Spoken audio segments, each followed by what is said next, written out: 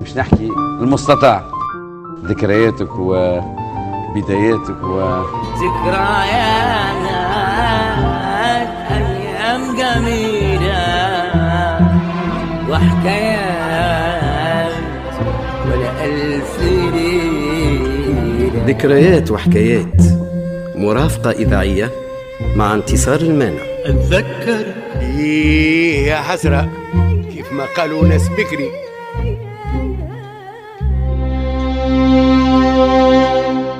ضيفتنا الليلة تقول إنه الرواية هي عالم إبداع مختلف عن الشعر، وتقول إنه سرد الأحداث يهزنا على بساط سحري ويخلينا نكتشفوا مغاور مخفية عميقة ما يعرفها كان أبطالها. وفي حلقة الليلة الشاعرة والكاتبة التونسية زهرة الحواشي باش تسافر بنا لعوالم خاصة بها حتى نكتشفوا أسرار وذكريات ممكن نتعلموا منها برشا حاجات. مرحبا بك مدام زهرة. أهلا وسهلا مدام انتصار، شكرا على هذه الدعوة الطريفة والجميلة في الحقيقة، لأنها ستأخذنا إلى حبل حنين طريف وقريب من القلب. به مدام، احنا النغم الأول باش نبداو به الحصة من أشعارك، ألحان وغناء الفنان هشام الكتاري. نعم. الكلمات تقول: حبيبتي أنت هنا قد حللت بقلبي هنا، بروحي وعقلي ولهفتي عمقي وأوتار عمري، بماض وتو وآت وآت. نعم، هذه هي قصيدتي لحنها المايسترو هشام الكتاري، مشكورا بلحن بديع جدا. نسمعوها وبعد نرجعوا. تفضل. هذه ذكريات وحكايات تسمعوها في الإذاعة الوطنية التونسية. اللي يسمعنا بالراديو في تونس الكبرى انت معدل الموجة على 105.3 وإلا 94.3 FM، وإذا بالإنترنت البث الحي هو راديو ناسيونال بونتين. وإذا تحبوا توصلونا رأيكم واقتراحاتكم عندكم اليوتيوب والفيسبوك الإذاعة الوطنية التونسية. معكم انتصار المانع في إعداد وتقديم برنامج ذكريات وحكايات. نرحب مرة أخرى بضيفتي الليلة الشاعرة والكاتبة التونسية زهرة الحواشي، متخصصة في علم البيولوجيا وأصيلة الدهماني من ولاية الكاف. تكتب الشعر بالعربية الفصحى واللغة الفرنسية واللهجة العامية، وتترجم الشعر من العربية للفرنسية والعكس بالعكس. نعم. معلومات صحيحة؟ نعم. شكرا. مدام زهرة، في البداية وقبل التفاصيل، التركيبة هذه الكيميائية بين البيولوجيا والكتابة هل نجحت وإلا فما مادة تفوقت على الأخرى؟ تفوقت لا أظن، لكن هما حقبتان متتاليتان. بدأت بالعلوم وبالبيولوجيا كمهنة كارير، ولكن في نفس المراحل وفي نفس الوقت كان لدي دائما ركن مخفي للشعر والأدب والقراءة والقصة إلى آخره منذ الصغر، نظرا لأني نشأت في عائلة بها كثير من الأدباء، بها الشعراء، حتى أبي كان يقول الشعر معناها قبل.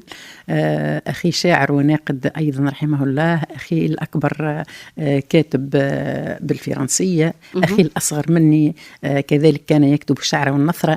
يعني الجو العام كان ملائما ومناسبا جدا أني أكون في درب الأدب. وهذا الحديث سيجرنا اليوم إلى ما سأحكيه من حكاية في صغري، أي من ذكرى في صغري من مجموعتي القصصية كتاب أبي، لأن أبي كان مؤدبا وكان له كتاب في مدينة الدهماني. في الدهماني، نعم. إلا أنه كان مؤدبا من نوع خاص، كان يدرس اللغة الفرنسية شوي، العربية، الحساب. في الكتاب بريفيتا، يدرس الحساب، يدرس الإملاء. يعني كان أقرب أن يكون معلم، حتى ساعات هم يستحقوه كي يبدأ يغيب معلم والحاجة من أصحابه يعيطوا له باش يعوضوا. لكن طغت عليه كلمة مدب، لأنه كان يقري القرآن ياسر في الكتاب في الدار وفي الكتاب في جامع الدهماني. أنت قريت عنده في الكتاب وإلا ليه؟ قريت عنده. الأب والمعلم شنو الفرق في الوالد؟ وانت الطفلة الصغيرة عمرك 5 سنين 4 سنين؟ وانا فكت 6 7 8 سنين، وانا أدرس عنده، لكن ثم حاجات أخرى خير من هكاك. ساعات كي يغيب بابا أنا نولي هي المعلمة تاخذ بلاصته. أنا نولي المعلمة متأثرة به. نعم. والقاعدة في العائلة الكلكم تحبوا الكتابة والشعر. نعم. كيفاش السهرية في العائلة كيفاش كانت أشياء بديعة جدا، وكانت فيها جانب آخر من الإبداع. كان فيها جانب الفن، الغناء. وانت تعرف أنه مكثر اللي في الربوع هذيك، الدهماني والكيف السرس كلها، معناها عندهم الميزة متاع الغناء. واحنا كنا بريسك كلنا نتلموا مع بعضنا، وعنا شوية معناها آلات موسيقية، و معناها نغنيو من شتى الأنواع، معناها فهمت. نغنيو حتى الغناء البدوي، نغنيو الغناء الحاضر، نغنيو الغناء يعني المراحل المختلفة التي مرت بها. ربما هذا سنطرحه في قادما، التي مرت بها الأغنية التونسية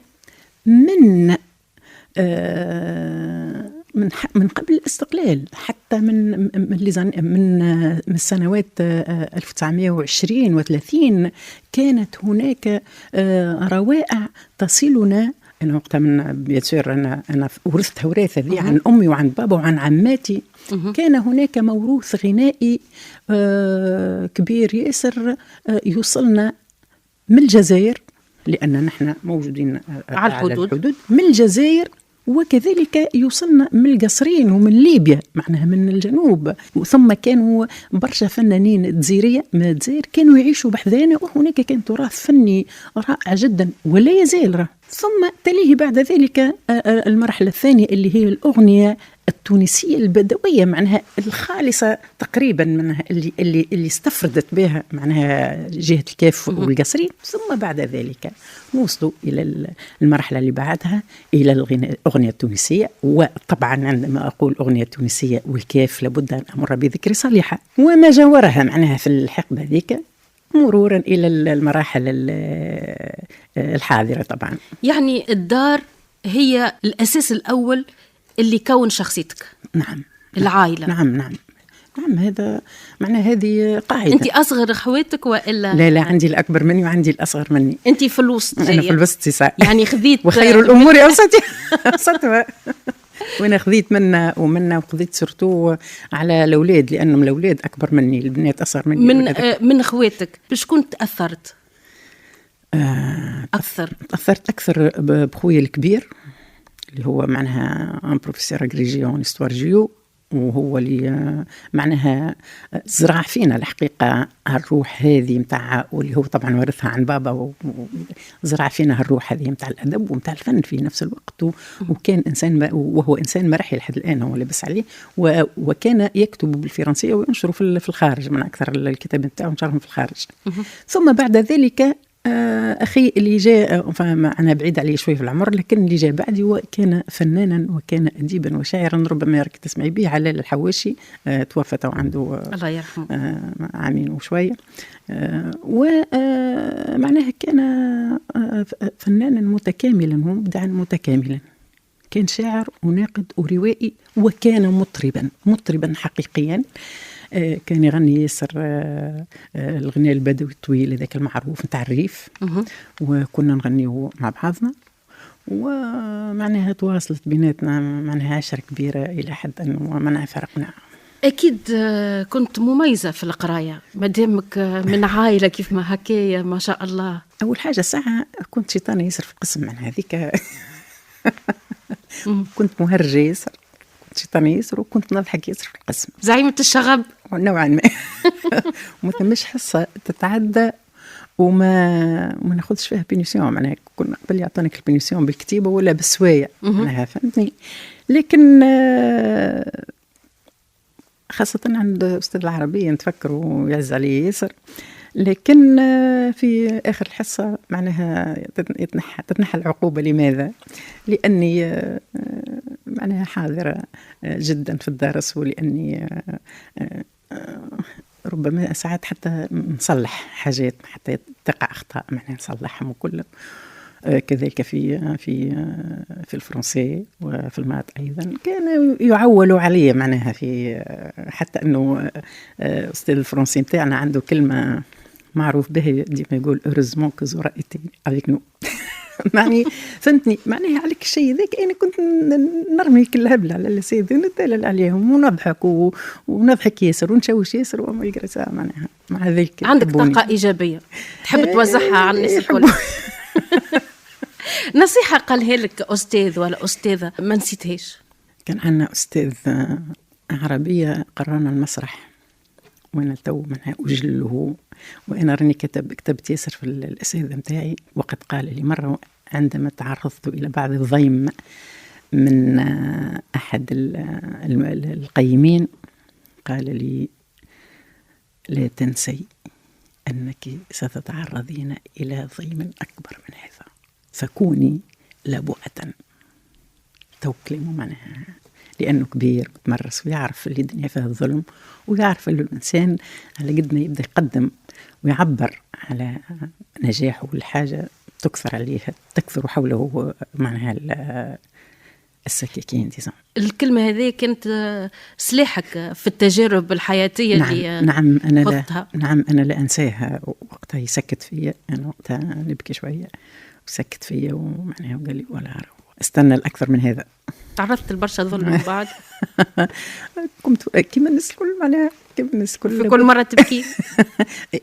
معناها أنا بكي ياسر وضحك ياسر. الدهماني نعم. هل المدينة اللي فيها الأخضار اللي تبعد 30 كيلومتر كهو على مدينة الكيف أي تقريبا أي شحال متك الذكريات اللي قاعدت في ذاكرتك من مدينة الدهماني؟ دهماني أنا كتبت عليه ياسر. دهماني هي الجمال هي الربوع الخضراء هي الطفولة وهل أجمل من الطفولة هي الحرية زيادة هي الحرية الانعتاق. نعم هي الحرية وهي الأرض الواسعة الوسع. كنا نجري وكنا معناها لا نشبع من اللعب وكانت الحقول وسيعة بحذانا وكانت هناك أشياء جميلة جدا وكان حينا أجمل ما في الدنيا وكان بيتنا الصغير الذي يكاد لا يحتمل أكثر من 3 غرف ربما وكان صغيرا لكنه كان فسيحا وكان جميلا وكان عاطرا وكان صاخبا. ترجع له توا؟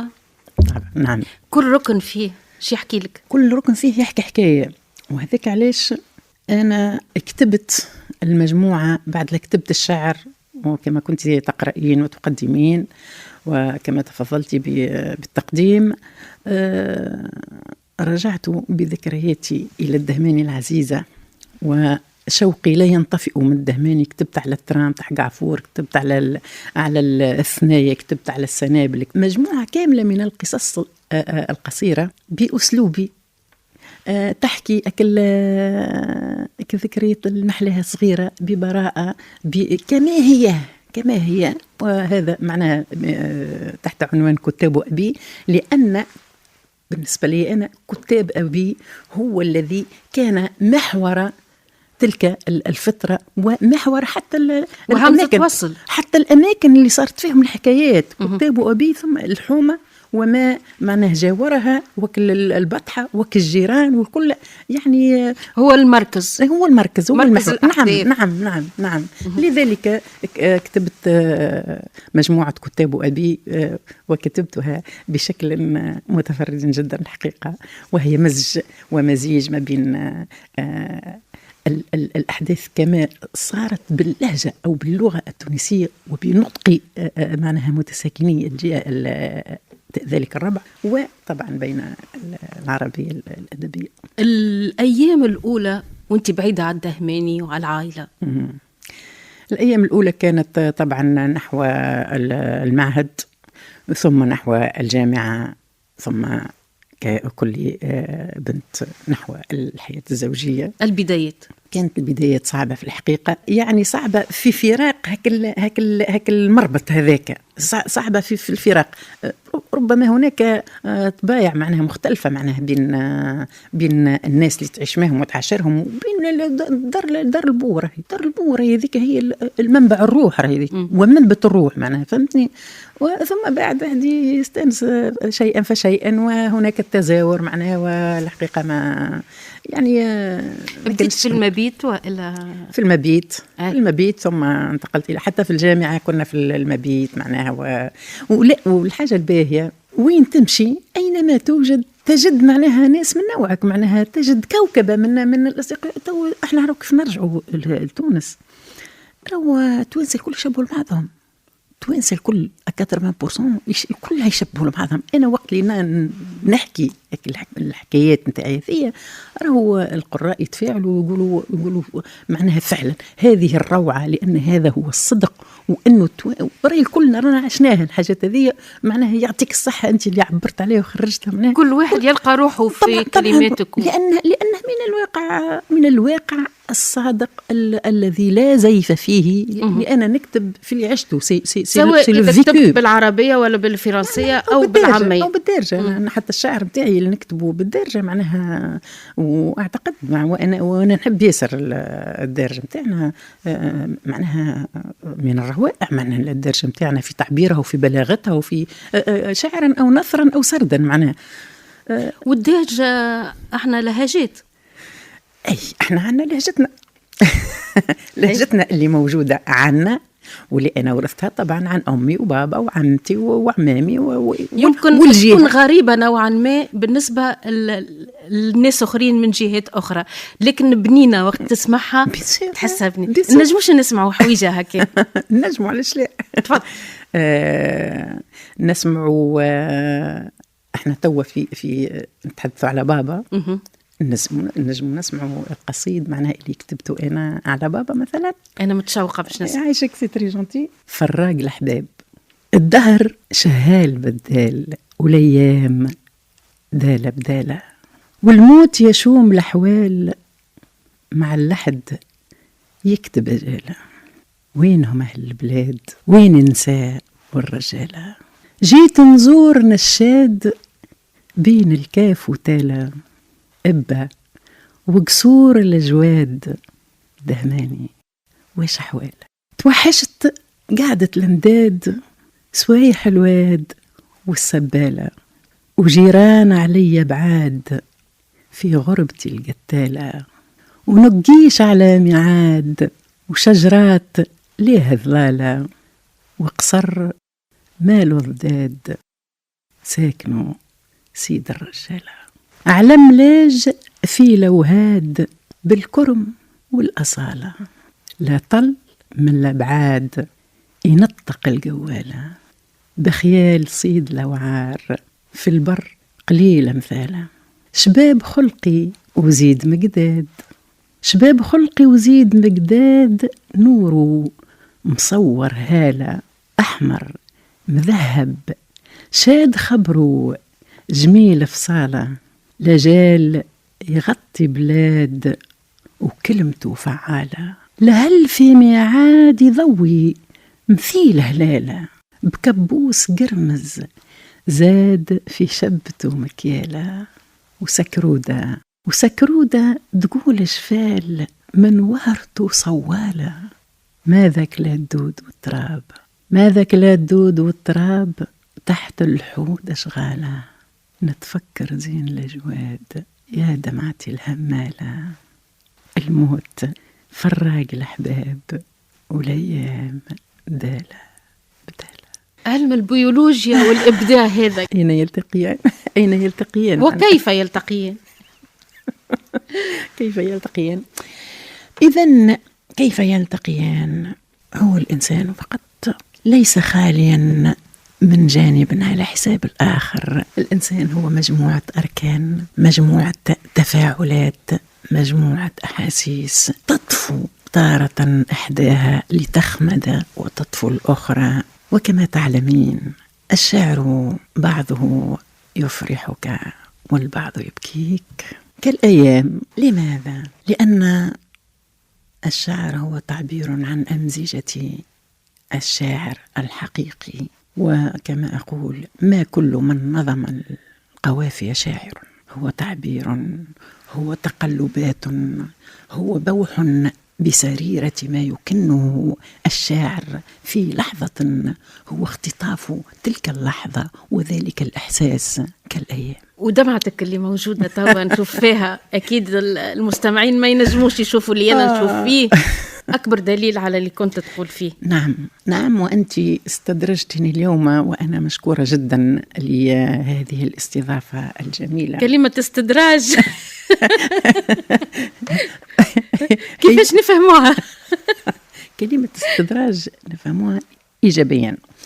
لماذا إيجابيا؟ بالنسبة لي الكتابة حنين أو لا تكون، يعني الحنين الذكريات، وأنت استدرجتني لهذه المنصة، منصة الذكريات والحكاية. لا بد أن تكون للذكريات والحنين حبل من الشوق. أكيد نسمع أغنية وبعد نرجع مع الجزء الأخير من ذكريات وحكايات. نعم. 105.3 94.3 FM بن موزيكا. الإذاعة الوطنية التونسية راديو ناسيونال. نواصلوا مع الشاعرة والكاتبة التونسية زهرة الحواشي، وتوا مع كتاباتك. انت في جانفي 2019 صدر لك 3 مجموعات شعرية في نفس الوقت، تحمل كل واحدة 3 أجزاء، جزء بالعربية، جزء بالتونسية المحكية، وجزء بالفرنسية، وهي رأسي في قفص الاتهام، حديث الروح، وحرف ودمعة. في فيفري 2021 صدر لك مجموعة شعرية في 3 أجزاء أخرى. صدر لك عام 2023 رواية بعنوان ابن العاقر، مجموعة أمثلات بعنوان ميفابل بريفيري، مجموعة أمثلات بالعربية بعنوان بديع القص، وعندك أعمال أخرى تحت النشر. نعم. باهي، التنسيق والتوفيق بين الشعر والكتابة والترجمة كيفاش جات؟ كيفاش تنجم تنجح أنك توفق بين ال3 أصناف هذه؟ هي التجربة الأدبية متاعي مرت عبر 3 مراحل. المرحلة الأولى التي بدأت فيها بسكب ما في ذهني وما في سريرتي، نوع من الاغتسال مما أحمله من الخواطر الشعرية. وجدت أن هذا الرأس المحشو في تلك الخواطر كنت أكتب بدون انقطاع، معناها ليلا ونهارا، في الليل في النهار كنت أكتب، إلى أن كتبت ما يزيد عن 3 الكتب، وبالعربية والفصحى والفرنسية، وأصدرتها في نفس الآن مع بعضها. المرحلة الثانية هي مرحلة الكتاب الرابع ب3 أقلام أيضا، والترجمة في نفس الوقت معها الترجمة، ترجمة الكتاب اللحمة الحية للشاعر صالح القرمادي، والذي أخذت مني ما أخذته من عناء ووقت. ثم تلت ذلك المرحلة الثالثة التي تفرغت فيها للكتابة للأطفال، وحققت مجموعة قصص للأطفال بالفرنسية. هي ليست قصص، هي أمثلات، هي خرافات كما اللي سمعتهم أنا مع أمي وجداتي وإلى آخره، وكما اللي نعرفهم اللي يحكيوهم من قبل، ونسجتها ومعناها في صورة قصيص للأطفال أسميتها بالفرنسية، سميتها ميفابل بريفيري. وما فتأت بعدها أن ترجمتها للعربية، يعني طوعتها بطريقتي. طبعا هي قصصي أنا حرة معناها في صياغتها، معناها بعد الإخراج الأول، وخرجتها ذيك من بديع القص، أيضا تعنى بالموجهة للأطفال وتحكي على أبطال الغاب وإلى آخره. وأنا أمارس منها معناها النوادي والورشات مع الأطفال. أنت كي تكتب أفكارك وخواطرك أكيد تكتب أكثر راحة من أنك ترجم أفكار وخواطر أدباء، وخاصة تجربتك مع الكتاب اللحمة الحية للشاعر والأديب التونسي صالح القرمادي. كيفاش تنجم في الترجمة تحافظ على روح الكاتب وبصمته؟ نعم، هذا سؤال وجيه جدا. أنا الكتب اللي كتبتهم كلهم توا، كتبت 6 كتب غير معناها الكتاب الترجمة، ما تعبونيش قد ما تعبني كتاب ترجمة، لا سيما أنها ترجمت صالح القرمادي مش ليجي. كانت تجربة شاقة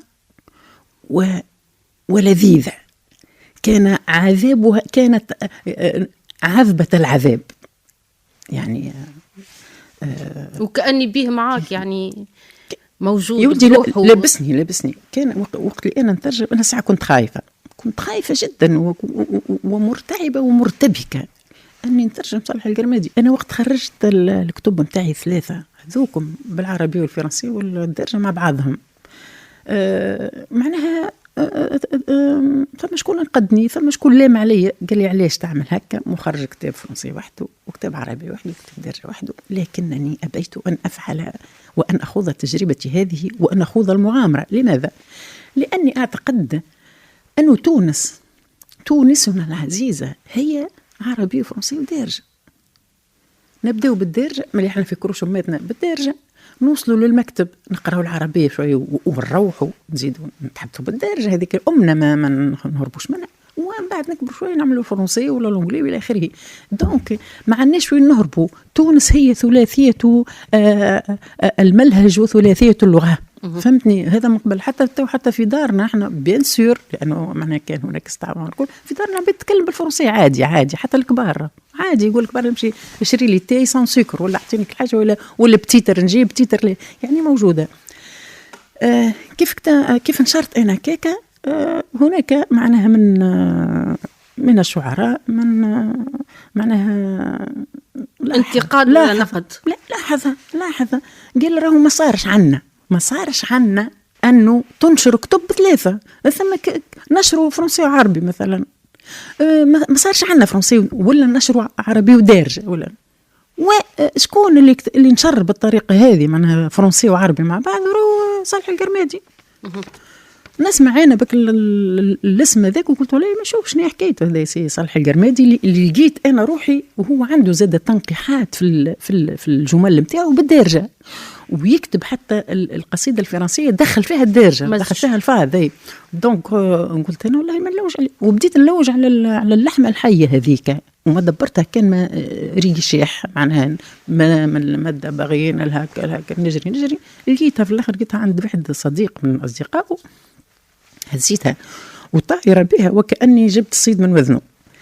نروح للدار نجي نقرا فيها ما فهمتهاش طلاسم بالعربي بالفرنسيه راه بالعربيه ملغمه وبالفرنسيه ملغمه اكثر واكثر يعني بقيت باهته لكن بالعند متاعي وبالاصرار وبالعزيمه عاودتها برشا مرات بقيت هي صغيره هي فيها تقريبا 46 صفحه تقريبا ما بين الفرنسي والعربي بقيت فيها يمكن عامين وانا نترجم فيها معناها هبلتني وجيت معك الكونفينمون وكل بقيت نترجم ونلوح نترجم. كنت وانا نترجم فيها كان يخيل الي انه صالح القرمادي واقف قدامي يعس عليا معناها بالحق يعس عليا معناها رد بالك راهو هكا ولا هكا رد بالك حذاري ثم حذاري معناها كان يلبسني معناها فهمتني وكانني انا هيك تلميذه او فعلا معناها انا وشنو نظهر قدام صالح القرمادي معناها اللي مرتعبه من الاستاذ الديكتاتوري معناها فهمتني.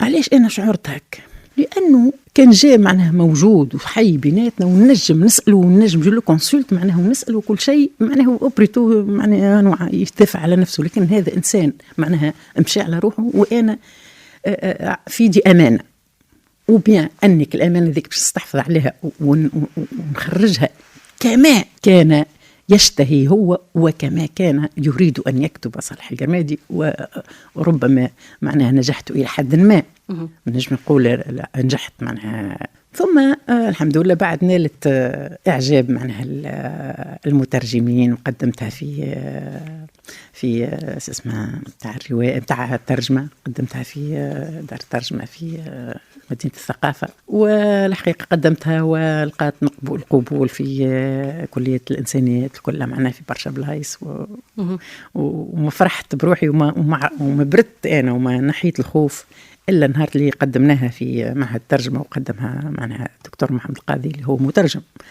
وكان بحثنا معنا سي جلول العزونة أيضا اللي هو مترجم، اللي هو معناها قرأ الفرنسية والترجمة. اعتراف من أهل الاختصاص، واعترفوا بذلك. وقتها أنا معناها بردت شوية وقلت صي نعمة كتير. لكن ديما الانتقادات تتبع فيك طبعا. كيفاش تقدم مثلا لروايتك؟ كيفاش ننقز من بلاصه لبلاصه. ولا بعد كملنا الخوض هذيك نتاع الترجمه وارتحت شوي. كتبت مجموعه القصص القصيره هذه كتاب أبي، كتبت هذيك. وفي وسط هاك المجموعه هذيك اللي كتبتها هي مازالت معناها تحت النشر، مازالت ما خرجتش. هناك قصه من القصص وانا اكتب الذكريات، هناك ذكرى من الذكريات اللي عشتها غاديك، وهي معناها قصة قصيرة تحكي عن العاقر التي أنجبت. كيف يكون للعاقر ابن. وهذه اللي أثارت برشا جدل وانتقادات. أثارت جدل هذيك أثارت وقتها، أثارت معناها انتباه أو اهتمام العديد، ووجهوني أني نكتبها رواية. معناها أكدوا لي أنها ستنويو معناها نتاع رومان، أنها نواة نتاع رواية ولابد من إنجازها. ووسعت على بالي معناها وفعلا معناها أنجزتها رواية ابن العاقر، وهي تثير كثيرا من الجدل. توا نمشيو للطفل. التنسيق والتوفيق في الورشات وتدريب التلاميذ والأطفال على التثبت في شكل الكلمات ومزيد التمعن في معاني الجمل للتمرس والتدرب على الإلقاء وإظهار أبعاد النص ودلالاته. نعم. هذه من الأهداف اللي أنت تطمح لها. نعم. شوف، هو احنا اليوم نحن نعيش كارثة لغوية عند التلميذ. اليوم وانت ماكش ناقصة معلومات عليا، نشوفوا قديش المستوى متاع التلميذ تدنى وتدحرج في اللغة. قديش من السفار ياخذهم التلامذة، كسوا بالعربية أو الفرنسية ولا الإنجليزية زاد. ومعناها ونحن نلاحظ غياب حصة المطالعة في المدارس. ما عادش ثم مطالعة، ما عادش ثم ديكتي، ربما ما عادش ثمك القراءة الصامتة. أكلي نحلوا الكتاب ونبداو بالقراءة الصامتة. قلت لك بابا كان يقريها الحوايج هذه. معناها هذه لست أدري لماذا الأشياء هذه لم تعد مهمة في الدرس. وهذا وين التلخيص الواحد اللي تدي تكست، وين تلخيص النص، حصة المطالعة كلها. المطالعة سامحني ثم حتى حاجة أخرى كانت مفيدة جدا. كان الواحد كي يشوش يعطوه فقرة يقولوا تكتبها 20 مرة ولا 50 مرة ولا اللي هو، وهي كلها منافع. ذيك شوف محلاها العقاب الذي يؤتي ثمره. هذه كلها اندثرت مشيت. دور الثقافة والمكتبات العمومية في تنمية عشق الحرف لدى الناشئة، هل ممكن أن تعوض حصص المطالعة؟ البديل ربما تكون البديل حسب معناها المنسوب الذي تقدمه المكتبة. حسب المنسوب. عندما كتبت أنا هذا الواحد للأطفال كان هدفي هو ترغيب الطفل في المطالعة. وكيف يصير ترغيب الطفل في المطالعة وإعادته لمعانقة الكتاب، لمعانقة القراءة، لمعانقة لخلق المخيال متاعه، pour développer l'imagination معناها متاعه، لإثراء المخيلة ولتحضيره أو لتحضير النخبة التي تهتم بذلك العمل إلى أن يكونوا أدباء كما يجب أن يكون، ليس كبعض معناها الظاهرات اليوم. فهمتني؟ على هذاك كتبت وأقوم بهذه الورشات. كيف أقوم بالورشات؟ الورشات تقرأ، تحفظ نوعا ما، ثم رصيد من لغوي أورتوغراف، جرامير إلى آخره، كونجيجيزون إلى آخره، لا بد أن يخرج به الطفل من الورشة. ثم هناك حكمة، وأنت تعرفين أن الأمثولة ترتكز فيما ترتكز عليه هي الحكمة، لا مغال معناه، أو النصيحة الذي لابد أن تبثها داخل معناه ذهن الطفل، فتبقى معناه في ذهنه، والعلم في الصغر كالنقش على الحجر طبعا. زيادة على ذلك أنه هالورشة هذه في أغلب الأحيان نقوم بمسرحتها. لماذا نقوم بمسرحتها؟ مش فكرة كبر. أولا الساعة لنطلق عنان المسرح ولنطلق عنان التعبير للطفل، والأهم من هذا أن الطفل يحفظ هاك النصوص الصغيرة ذيك وك الأدوار عن ظهر قلب، وعندما يحفظ عن ظهر قلب ذوك يجبدهم ذاك رصيد. ثم هناك جانب التسلية، وكما تعلمين علم الأطفال وهم يلعبون، نحن نتعلم ونضحك كثيرا، وساعات نعمل ورشة معناها في البر أون بلانير، معناها في غابة في أي كذا. وأظن أن هذه أشياء معناها يستفيد منها الطفل ويحبهم الأطفال، يحبوا الأشياء الأنيمية هذه. ممكن أنها تكون الطريقة والحل باش يتخلى شوية الطفل في وقت الألعاب الإلكترونية والمنصات المختلفة والتليفون اللي ديما في يده ما يتنحاش. ممكن تكون هذه طريقة ونصيحة للأولياء أنهم يهزوا صغارهم للورشات هذه. نعم، والأكثر من هذاك هاك تشوفي هناك ظواهر خطيرة اليوم أمام المدارس وأمام الإعداديات في الفترات التي يقضيها الطفل أو التلميذ خارج القسم، مش في حصة المراجعة والبرمانوس كما قبل، وما يقراش وما يجتهدش ويقضيها في الشارع. وتعرف راهو ثم برشا تلامذة، برشا ألوفات نتاع تلامذة اللي يجيو من بعيد، وقت اللي يجيو من بعيد وعندهم الساعتين ولا 3 ولا اللي هو معناه كل مرة تسيبوا على طولهم، وهم في السنة ذيك راهم عرضة لجميع أنواع الأخطار. مدام زهرة، آخر سؤال، رسالتك اللي تحب توصلها للآخر. الصدق ثم الصدق من أجل تونس، الصدق وحب الوطن. خلينا نرجع كما قبل، راهو العباد كانت تحب تونس، خلينا نرجع نحب بلادنا ونرجع نخدموا من أجل بلادنا، ونرجع نبذر البذور الطيبة في بلادنا، ولابد أن تؤتي ثمارها. ذكريات وحكايات، مرافقة إذاعية مع انتصار المانع. اتذكر يا حسرة كيف ما قالوا ناس بكري،